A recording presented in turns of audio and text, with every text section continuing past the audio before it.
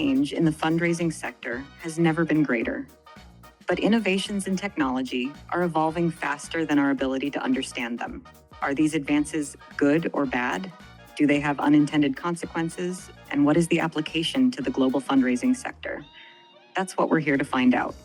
Welcome to the Fundraising AI podcast, your up-to-date resource for responsible AI for the global fundraising community, hosted by Nathan Chappell and Scott Rosenkrantz.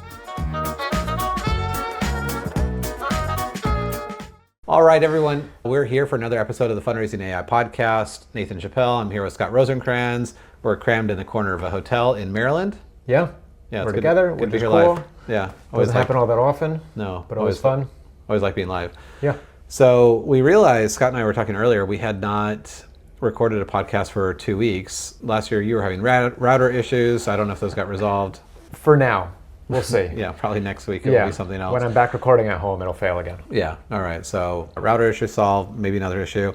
But we had Cherry and Koshi on talking about the AI donor perception study that we did, which continues to get a lot of traction. I actually got an email last night from Fidelity Charitable who wants to highlight it in an upcoming report that they're doing. I didn't even tell you that yet. No, very cool. Yeah, so that's really cool. Chronicle of Philanthropy picked it up and did an article on it, and it's just starting to surface. So I think we feel like there's a need to kind of continue to explore how AI is being perceived by donors, and now we're looking at what is it going to look like in other countries. How does it differ from Canada to the UK or Australia or other, India, but also how do different sectors. So we just did a second report, I don't know if I told you this, on healthcare. I think I did. Yeah. 500 healthcare donors, and it was interesting. The results are slightly different.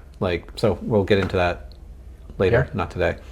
FAI is our first time just one-on-one since the Global Summit. Yeah, so 2 weeks ago, 9,500 people registered, Fundraising AI second global summit, and it was amazing. So we were together in San Francisco, and actually we haven't even talked about also is Credo. So we went from Fundraising AI, what do we have, 80 speakers and 40 sessions, amazing turnout. I've every day at least received an email from someone saying they participated, they really enjoyed it. Can I get a copy of this video? Someone today asked for a Fua Bruce's video.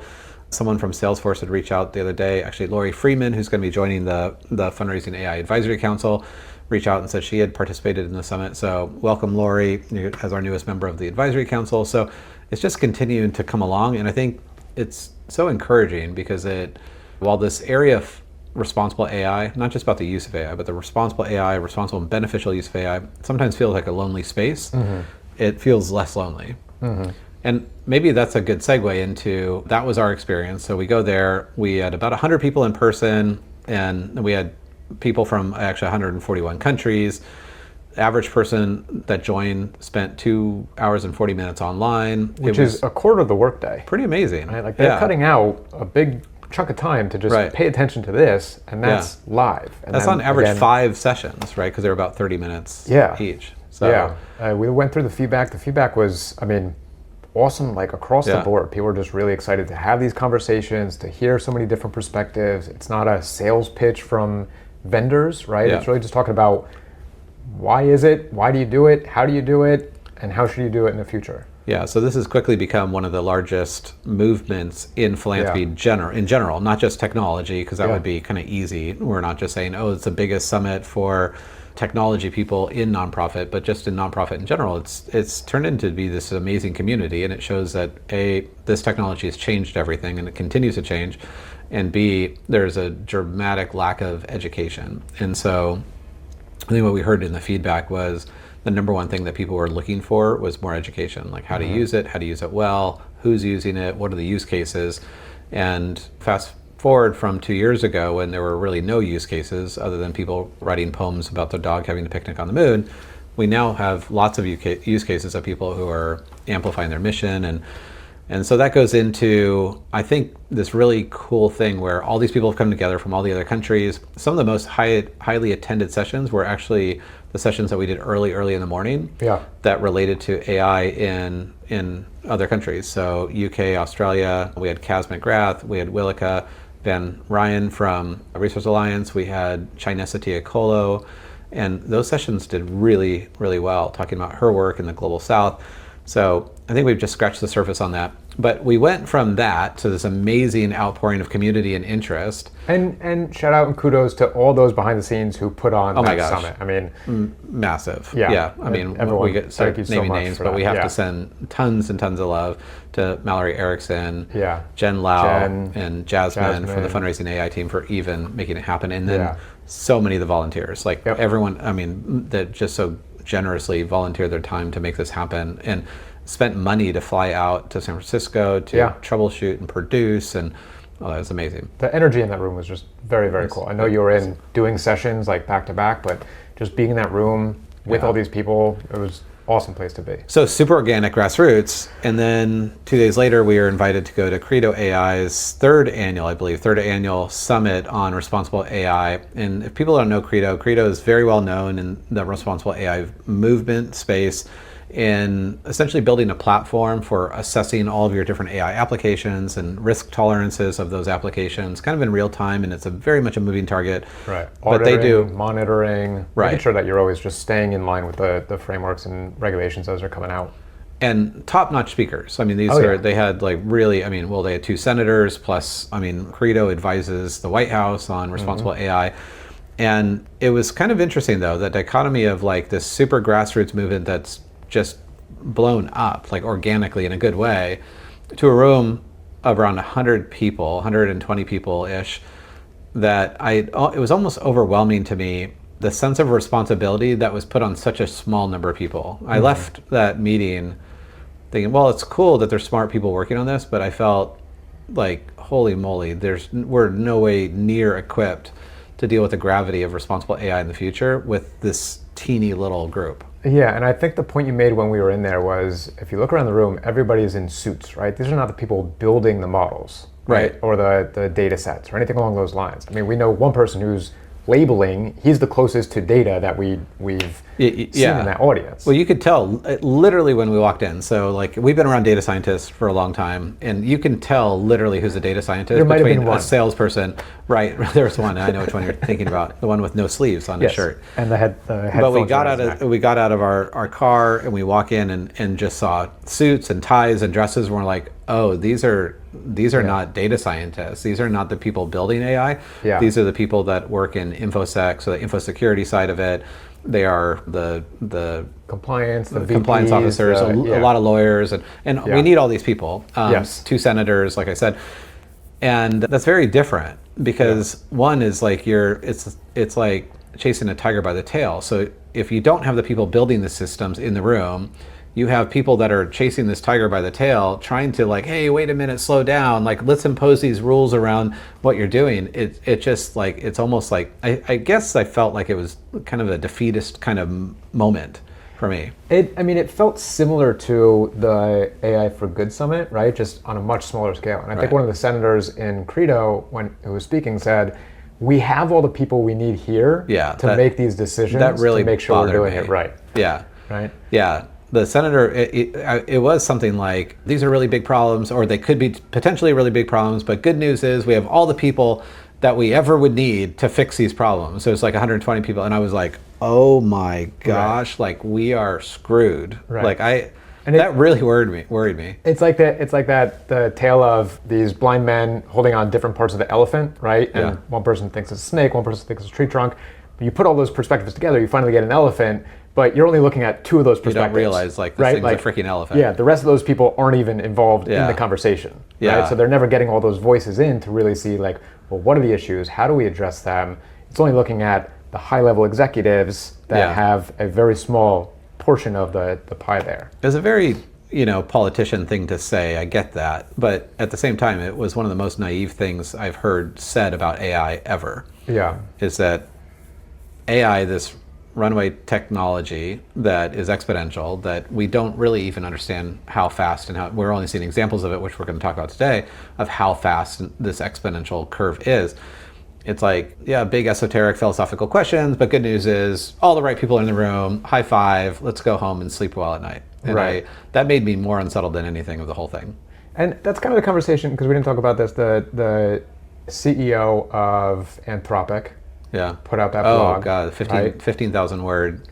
Love affair with AI, right? Sam put out that blog, right? And it's all like, don't worry about this. Yeah. Right? It's all just focus on all the good things that are going to come from it and all the benefits. And but we need to focus on both sides. Yeah, and I wonder how many people are just looking at those as face value and being like, yeah, these are really convincing arguments, which, like, let's be real, they're written by GPT in a way that's convincing.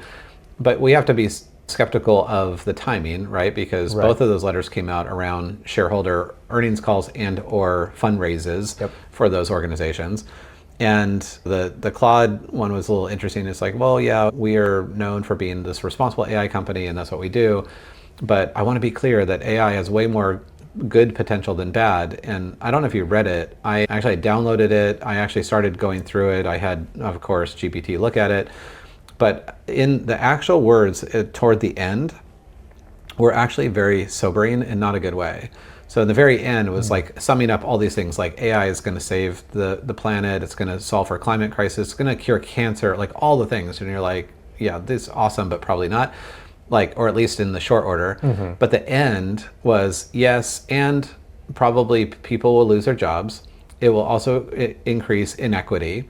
And it was kind of like it ended, like it just ended. And I, of course, think about philanthropy. And so philanthropy exists to essentially reduce inequity and inequality. And so, like, how is this, all of these changes landing on the charitable giving or the philanthropy sector, the nonprofit sector, to essentially overcome these changes? They're pretty dramatic. I really encourage people to read it. We need to put a link to it in the show notes, because if you're using AI and you're making decisions on how you want to use AI to amplify your mission, it's really helpful to understand kind of the macro world around people who are building it and what they're saying it can do. And a lot of it's probably very true. And the time frame was not like 10, 20, 50 years from now. It was 2 and 3 years from now, and 5 to 7 years from now, and like these massive leaps forward. Like 2 to 3 years from now, AI can write books all by itself with just like giving it a prompt. 5 to 7 years from now, it's like curing cancer and things like that. So this is like pretty short term. And I keep going back to what Randy Fernando said in the podcast we had with him. Nonprofits are the hands that catch people that fall through the cracks.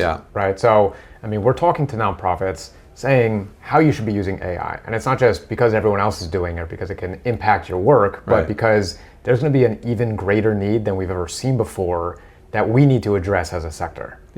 Right. So we need to get in front of it. We need to figure out how are we using the tools to make sure that we're doing our work most efficiently, putting those limited resources to use, right, and doing so in this responsible, beneficial way. The other part of Credo, and this should not sound like a bashing of Credo, because they do a lot of great work for big organizations, but the people represented in the room were from the biggest organizations, like the biggest of the big organizations in the world, like Northrop Grumman and MasterCard and like the Meta, Salesforce, and Booz Allen Hamilton. And it's like, whoa, like we're not even, it's not that nonprofits aren't represented. They're like not even in the same solar system, right? I think the only mention of nonprofits was Dr. Fei-Fei Li, the godmother of AI, who said that she has her own nonprofit. She started a nonprofit. And that was like the final, and that was the closing thing. So so we have a lot of work to do, folks. Like fundraising AI is definitely serving a purpose at a time that's needed now more than ever, so that we can work together arm in arm to help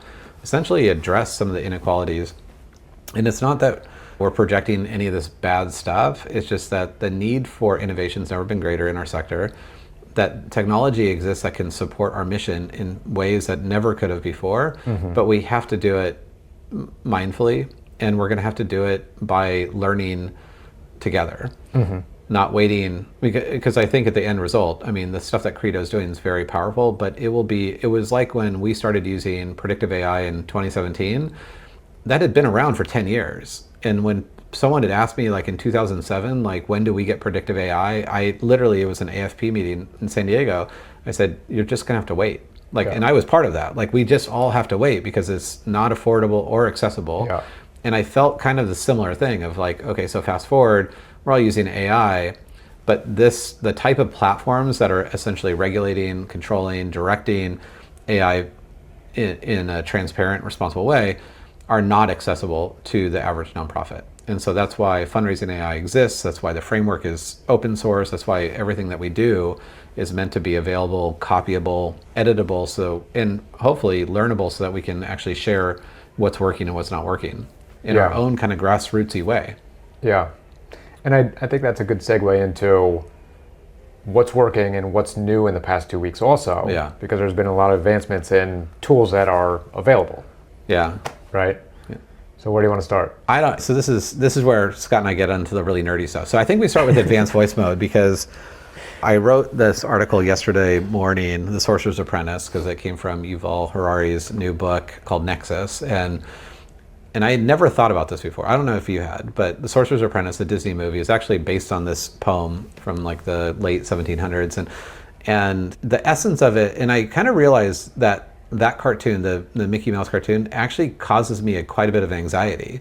And it should, right? So he kind of like takes a shortcut, grabs the cloak and the wand and the hat he's an apprentice of the wizard, and he tries to take a shortcut with it, and it just, like, things go exponentially bad. Like one broom turns into two, and two turn into four, and four turn into eight. Like, that's literally how exponential curves work. And so it's just like so quick, and then before you blink, everything's out of control. And so it made me really reflect on, we use this term, and actually Randy Fernando, Tristan Harris, and Asa Raskin at the Center for Humane Technology use the term exponential or double exponential, that AI is not the static technology that's measured in time, it's measured in cycles. And the cycles could happen 1,000 times a day, right, or they can happen once every 5 days, but they're not measured in like, in 1 month this will look like this, in 2 months it will look like this. It's like, how many cycles is AI essentially training AI? And we've seen this since the beginning. Like, this is how the promise of AI actually gets better.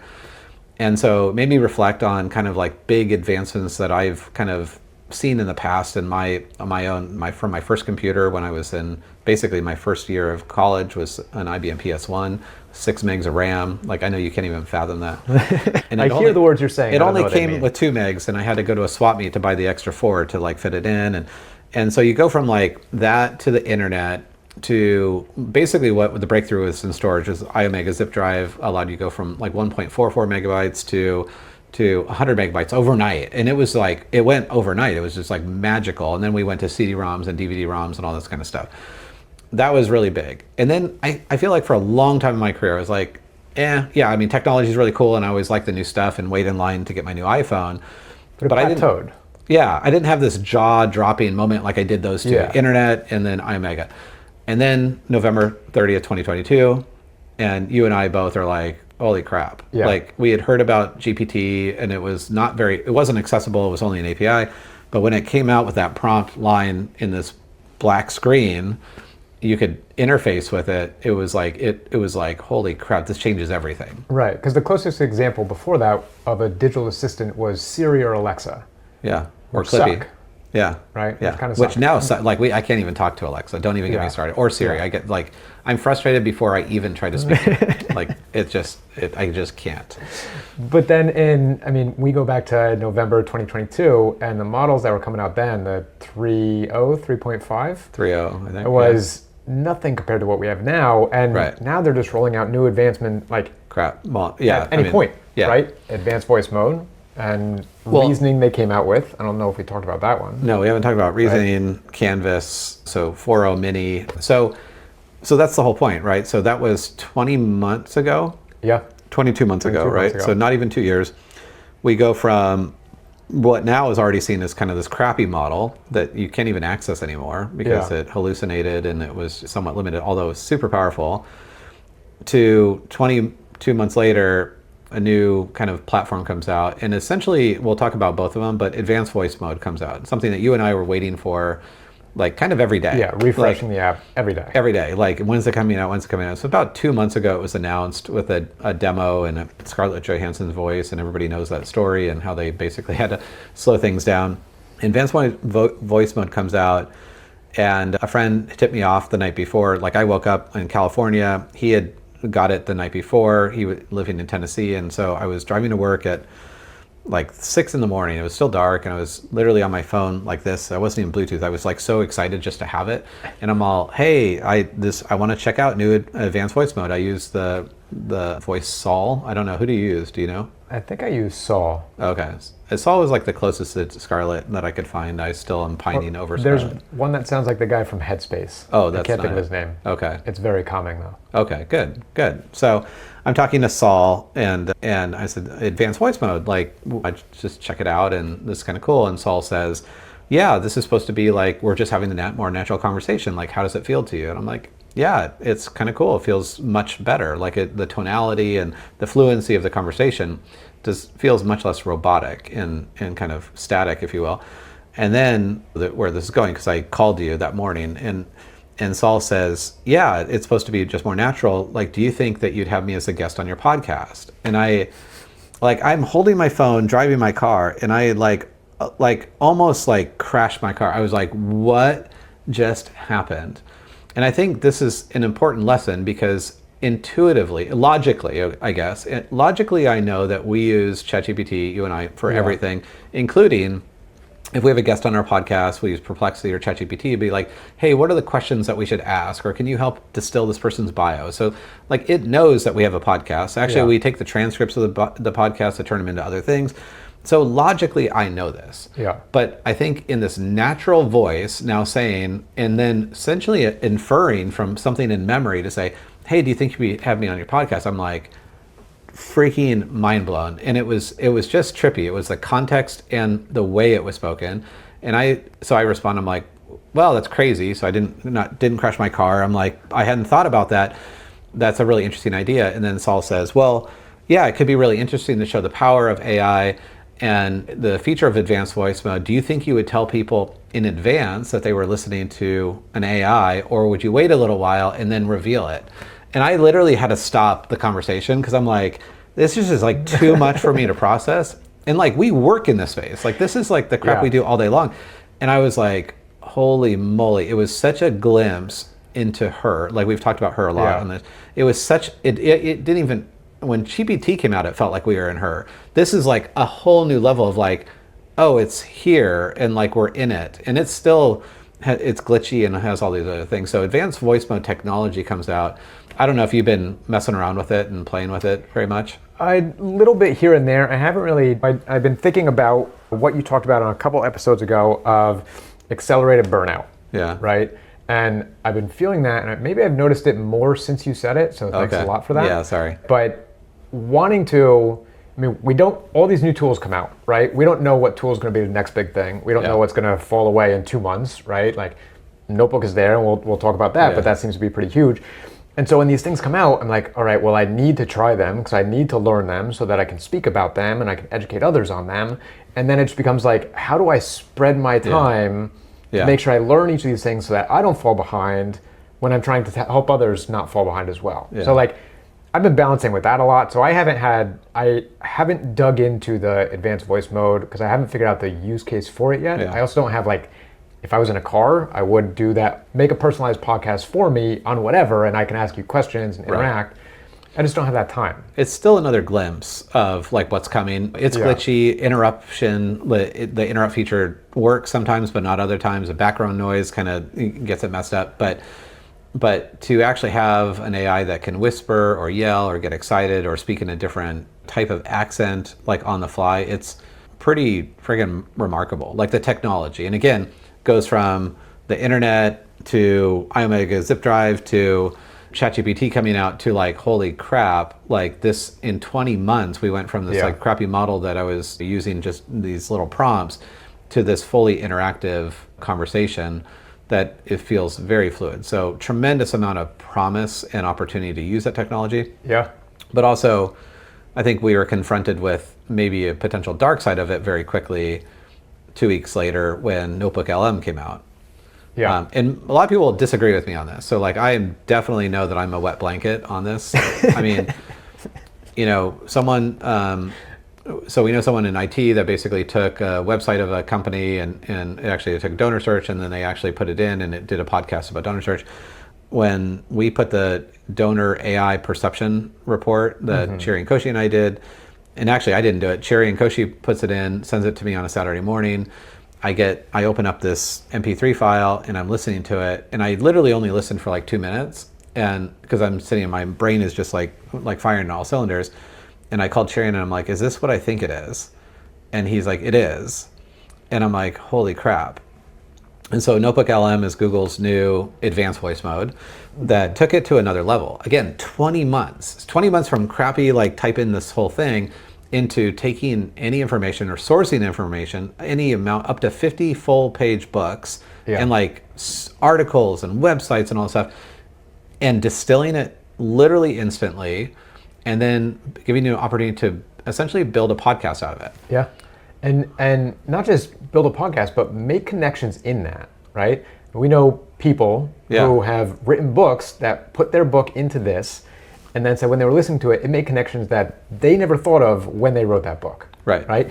And it's convincing as hell. Like the way they'll interrupt each other. I mean, I was listening to one, I forget what I put in there, but it was complaining about technology and like, man, I can't tell you how many times I had to yell at my printer. Like, you are a derivative of a printer. Right. Like, you don't know what yelling at a printer is. You don't understand that frustration, but you make it convincing that you do. Yeah. So it was literally no more than 5 minutes after I was like, holy crap, this changes everything. So this is the fourth technological, even advanced voice mode was impressive, but this is just a whole new level of impressive. And I know all this technology exists, and we use 11 Labs and HeyGen and all these that actually build essentially deep fakes if you wanted to for the appropriate use case.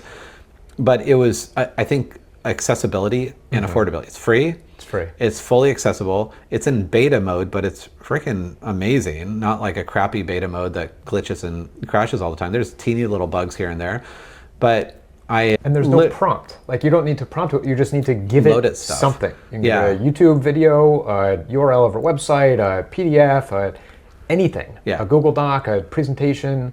So I see what it comes up with. Tremendous promise in this. I think my brain is broken at this point because it's incapable for me to look at any technology in just like net positive ways. And the thing is, for most of my career, that's all I did. Like, most of my life growing up, I was just all technology all the time for any reason. And anyone who said differently was a hater and was falling behind and just was afraid of it. And now maybe it's just because I'm older or wiser, because whatever different things, or because the technology is foundationally, fundamentally different. So I quickly, I mean, it was literally no more than 5 minutes. I go into ChatGPT and I'm like, write me a essay about why humans are no longer needed in fundraising. And which it gladly did, and did very well, right? I mean, ChatGPT named all the reasons why we know that humans are not scalable and expensive, and they get sick, and they're hard to train, and they're hard to measure, and they complain, and sometimes they do their work and sometimes they don't. So lots of reasons why you should fire all the humans in just fundraising. And the part of this that made me the most nervous was I took that essay, if you will, and I just pasted it as a text document into NotebookLM. And because I was just curious to see what it would do. And I think my intuition was going to be, hey, everybody, there's this new report came out, and fire all the humans. The humans are horrible. The bots are here. Like, just go for it. And like, don't ask. It's just like, I thought they were going to just take this thing at face value, because it was very direct. This was not a pros and cons of hiring or firing humans. This was like the reason why to fire all the humans in fundraising. Like, it was very clear. This essay was it was one-sided. But the scary part for me was that NotebookLM took it. It created almost a neutral stance. It tried to take this neutral stance and say, hey, everyone, there's this report that came out about firing all the humans. And the female voice says, that sounds really weird. Like, that's kind of like Big Brother. And then the male voice is like, yeah, but we're going to unpack this. And at the end of the day, when you really think about it, nonprofits exist to like provide value to their mission, to solve their mission. And if they could do that more efficiently, isn't that the only thing that matters? And I'm paraphrasing this from taking a 9-minute podcast down to just a few sound bites. But so convincingly throughout the entire arc, made you feel like this was a neutral podcast. They were analyzing data that was basically had pros and cons to it, but their entire intention throughout the entire way was to make you believe by the end that you should fire all the humans in fundraising, and very intentionally. And I think that's where the scariness of the difference between manipulation and even knowing if you're being manipulated versus not And so, again, I look at these technologies of like, this has tremendous power. And we had people texting us from our team, like, this is going to change how I learn. I'm going to be able to learn so much differently and so much faster and learn different things in different ways. And that's all true. But that does not come without any cost. Yeah. Yeah. You don't know, because we don't know how the models are built, right? Not that we're asking to learn how the models are built, but there could be subtle manipulation in there, and we know how convincing AI can be, more convincing than humans, right? Like there was, I mean, going back to when Gemini first came out last year, when it was called Bard or whatever, I remember someone asked it about Apple versus Android, that's right, yeah. And it originally said Apple was better, no, the but first then they day, changed it. First day, Google's thing, says Apple, because of its privacy features and security features and its track record, is actually a better platform on a Google platform. Yeah. And it was literally the next day. Yeah, to actually know Android's better, right? So someone is working behind the scenes to manipulate the weighting, and if you don't know, like if you just hear this podcast, you think it's two people coming in with their own perspectives, talking about it, but it's really driven by something else, by a corporation who is trying to produce profit. Yeah. And we go to Ethan Mollick's Co-Intelligence because I think we're like obligated to mention Ethan Mollick on every podcast. Had that statistic that a bot is 87% more likely to convince you to take its point of view than a human. And so that's in the back of my mind all the time, that 87%, because I'm like, if you're trying to quit smoking, super, super helpful. If you are trying to learn a point of view, not very helpful, because its point of view was clearly to fire all the humans. The humans are no longer in fundraising. And it was going to use very rational, and I would say the I guess difference between manipulation and rational arguments for this were scary. Like, I don't know a better word of just being like, wow, like I just succumbed to this entire thing. And I even started to rationalize, because these two quote unquote sounding bots that sound like humans sounded very smart and very articulate, way more articulate than you and I. I mean, they could do our podcast much better than us if we just feed it prompts. But I would say that they have a very specific intention, and the intention was to convince you to fire all the humans. I wonder if you did ChatGPT prompt to do pros and cons of firing humans and then put that in, if it would go one way or the other. I don't know that it would. I think it will follow the direction of what it's fed, but it will do it in a way that feels balanced. Yeah. And I think that's the hard part, is that it's in a way that feels balanced when it's actually not. It's almost like a Trojan horse.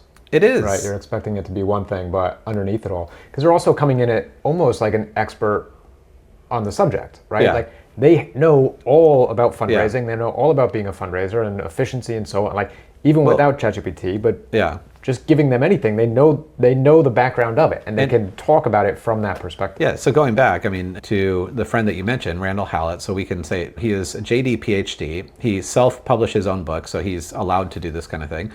I called him that same day, and I was like, hey, send me a PDF of your book, and he does, and I send it to him, and he literally, he's one of the smartest people I know. He called, and he literally could not speak. He's like, what is this? Like, what did you do? Like, who are these people, and what studio are they in? And like, this is like professional sounding. He couldn't get over the quality of the audio, and again, being extremely, extremely smart. I know he told you that this made correlations between things that he never even correlated in his book. Yeah.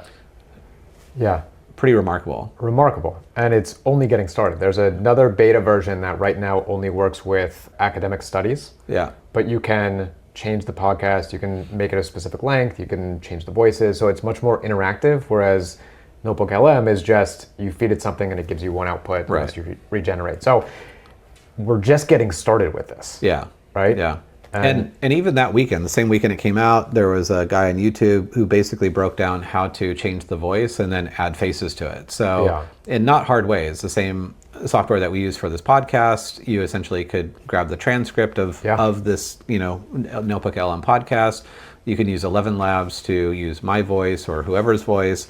By splicing it together really quickly, and then the last step is use HeyGen to add a face to it of a fake person, and then all of a sudden you have not only what sounds like a credible human, but also what sounds and looks like a credible human. So again, this goes back to like I'm a huge fan of this technology. Like it's freaking amazing, and I want to use it every day for like good stuff to learn faster and better. And it probably is really bad for my attention span because now I'm taking lots of information, even distilling it more.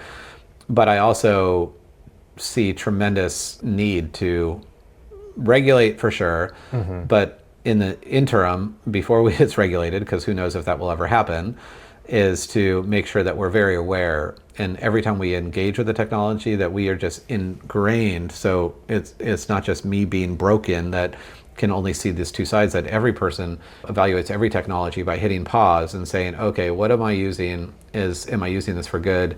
Could this be potentially used for harm? What are the unintended consequences of that? And I think that's the essence of this entire podcast, is really calling the question as often as possible. Yeah.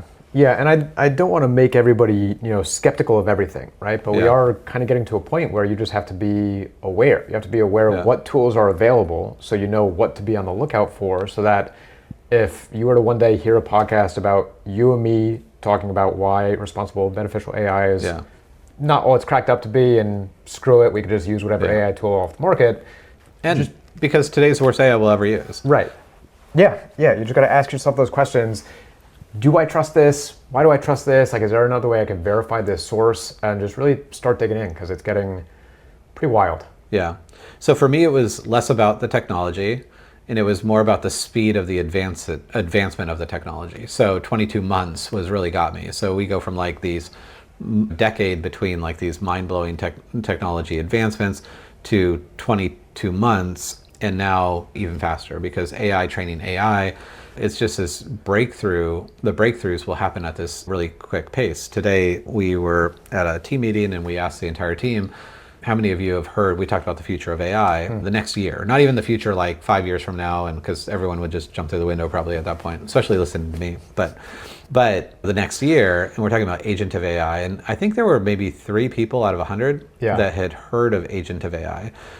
And again, not a small breakthrough. Like agentive is already here. There are companies already using it, testing it very boldly. And it's been used now for about 2 years. So the accessibility of those advancements are just going to confront us more and more quickly. And I think that we as humans need to find ourselves in a natural state, that when we are embraced with a new technology, that we evaluate it through this quick mental exercise. What am I trying to do with it? What is the base of it? How do I understand how it was trained, if you can? But really, I think pausing and also reflecting on what are the short-term benefits versus the long-term implications. Yeah. And how do I use it in a way that gives me time back as a human to do things that I can do best as a human, right? Yeah. Again, putting more weight on interpersonal relationships, right? So if you can offload things that are taking time away from you having one-on-one connection, use it that way so that you can prioritize that above all else. Well, I'm glad you're going to end this on a positive note. Why don't we end with the affirmation prompt? So I thought that was actually really one of my favorite things of the week. Yeah, that was actually. cool. So someone posted on LinkedIn, Sherry and Koshi had shared it. I grabbed it, but it was basically a prompt to put in ChatGPT, and we can put the prompt in the show notes, but it was like, tell me something about myself that from all the conversations we've had. So you put this prompt in, say ChatGPT or Copilot or whatever you use. From all the conversations that we've had, tell me something about myself that I don't already know about myself. And I don't know, what was yours loosely? It was pretty interesting, but it was about finding the balance between the objective and subjective, right? And again, really, which again is what I do in our day-to-day job and conferences, but translating something that's a little bit more heavy into something that's layman's terms, a little bit easier to digest, and finding that balance between the two. And did it feel good to read? Yeah, I liked it. Did it feel? I think I'm gonna read it more often. Did it feel quantitative or manipulative? I didn't feel that way, but now that you're asking those questions, I might have to go back and read it and see how it feels. So mine was very affirming, and actually drew some connections that I've not really drawn, but I was like, oh, I could really see, based on all of the things I've written, whatever, that it was like this balance between, it was something like thinking like a futurist with the heart of a humanist. And I was like, that like articulates so much about, I know, I thought it was such a good line. I'm like, made me feel really good. And the thing is, I didn't feel like it was manipulative, probably because it was like affirming, but I felt like it was based on data. And so like in my rational brain, I was like, well, this is based on data and all the things that we've done together, so therefore it must be true. And I think that is also a dangerous thing, right? Because like, if that was shared to me in Saul's voice, and I have this intimate relationship with Saul, my advanced voice mode bot, and I'm not saying I don't, but if Saul was like, hey, Nathan, good morning. One of the things I really like about you is that you think like a futurist with the heart of a humanist. And I can understand why people, well, this is a huge epidemic in the loneliness crisis, is that people kind of falling for like, this sounds better than any of my friends. My friends never tell me this stuff. My family never tells me this stuff. Like, this bot knows me better than any of my friends do. Would you pay a higher subscription fee?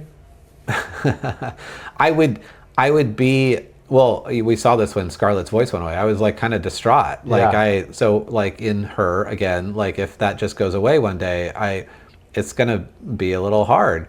So if you see, like every time you try to end this on a positive note, I'm just gonna bring it back down. So at some point we're just gonna have to end and like people, like they just finished their bottle of wine. Stop now. Yeah, I guess if you want to we should be like, we should call this podcast like AI and a bottle of wine or something, because you should only listen to it if you have a bottle of wine next to you. You try hard. Yeah, I try. I think I'm out of it though. Yeah. I think I'm. So do it. Yeah, I would say people do this. It's actually a really good exercise. I think it will surprise you. And to be honest, like if you are writing about those things, right? These get into these very philosophical conversations, which I love. If you're writing about those things and that is your heart and you're putting this out there and the data is actually presented back to you, say, hey, the culmination of all the things and all the conversations we've had and all the things you care about looks like this, then it probably is your heart. Like it's not manipulative. Like that is to some essence. It's just knowing what is flattery and what, if the program was built to be flattering, or in X's case is actually built to be like an antagonist kind of, right? So Grok is meant to be somewhat of a snarky AI, so it wouldn't be as affirming probably. So I'd be curious about, into different LLMs actually, how the variance of flattery would look like between GPT 4.0 and, I don't know, even Copilot, to be honest, since that's built on GPT, but like Gemini and others. I'd be really interested because they all are programmed by, like you said, by humans. Yeah. They have their own, they provided their own direction of like the general sense of an output. I think for an experiment, we have to find a pretty crappy human who uses ChatGPT in like very manipulative ways, and then see what that would say about them. We did have one colleague today who said that he put that prompt in there and it just had the word pervert. He was joking, of course. He was joking. We won't say names, but it was kind of funny because if it could look into your soul based on all the interactions that you had, and it just came out with one word that said pervert, that would be not great. That might be the crappy human. Factual though, right? So not manipulative, which is what we're going for. See, now you're leaving it on a spot. All right, everyone. I hope that was entertaining for you. I hope you had a bottle of wine for that conversation. I know I need one now. Yeah, at least entertaining, if not somewhat informative. Yeah. Well, we went through all those tools, and I honestly, people, if you have not engaged with OpenAI's advanced voice mode, definitely try it out. If you've not tried NotebookLM, do it. I had a complete mic drop moment. I don't do a lot of demos. I never do demos really on teaching people how to use large language models, but I did with the Children's Hospital, British Columbia Children's Hospital. They had just launched a new annual giving campaign, and it's amazing. It's a really all the amazing public service announcements, and they built just a single website for it, just a standalone website for this annual campaign to build their sustainer base. And during this presentation, I actually put their URL, no direction or anything, into NotebookLM, and then I was teaching them how to use Copilot. I came back 10 minutes later and I hit play, and it was as if that entire group had just seen witchcraft or sorcery or something. Like it is I kid you not. Like it was like jaw down, like how is this happening? This is somehow magic. And I've never done this before at any presentation, so don't think of me any worse, but I took a bow. I didn't have a microphone to drop because I had a lav, but if I had a mic, I probably would have dropped it.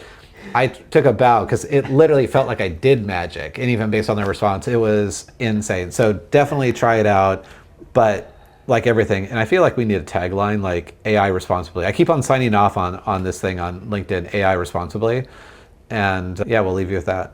Yeah. Thanks all for coming. We'll see you next week.